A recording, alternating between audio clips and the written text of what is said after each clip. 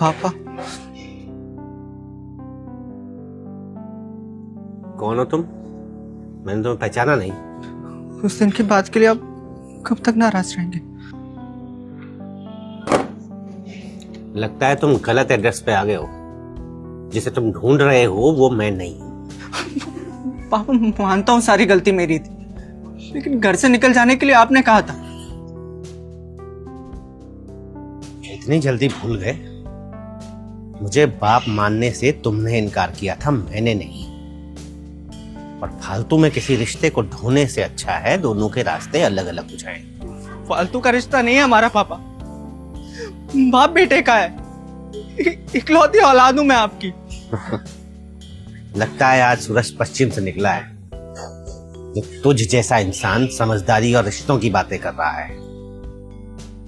से इतनी समझदारी आ कहां से गई तुझमें? पापा, रंजीत अंकल ने मुझे सब बता दिया। क्या क्या बता दिया?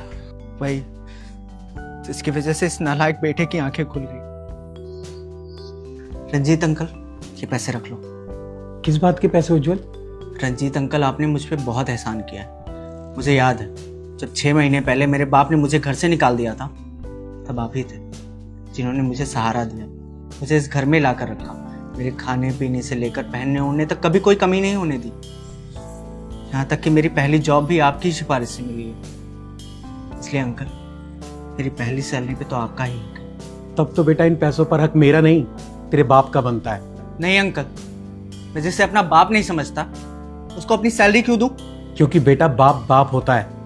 वो ऊपर से सख्त इसलिए रहता है ताकि उसका बेटा रास्ता ना भटक जाए। और तुझे क्या लग रहा है इतने महीने से मैं तेरी मदद कर रहा हूं? नहीं, तेरा बाप गुलशन ही मुझसे सब करवा रहा था। तुझे घर से निकाल के एक पल भी चैन से नहीं रहा वो। उसके कहने पे ही मैंने तुझे ढूंढा और अपने घर पे रखा।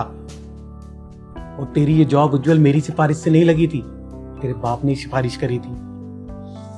इसलिए पैसे उठा और जाके अपने बाप के हाथों में दे और उसके पैर पकड़ के माफी भी मांग लियो।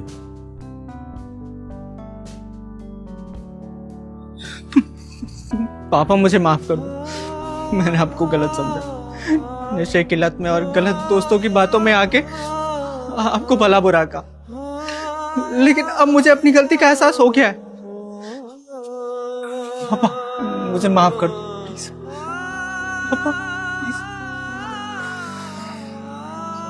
उठ। सुबह का भूला अगर शाम को घर आ जाए तो उसे भूला नहीं।